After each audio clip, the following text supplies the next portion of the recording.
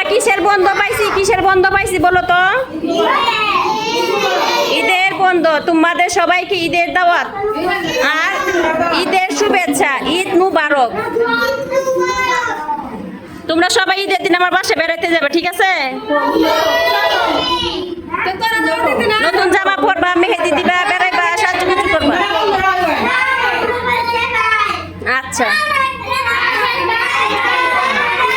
সবাই ভালো থাকবা। শোনো, প্রতিদিন একটা করে অক্ষর শিখতে হবে।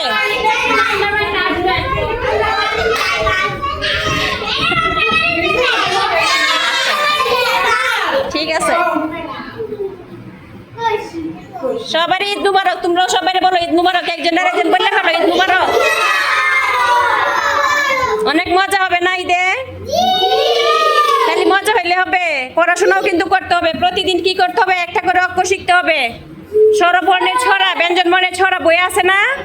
আর সংখ্যার ছড়া, এই 3টা ছড়া শিখে ফেলবা। বন্ধের মধ্যে শুধু বেড়াইলে হবে না।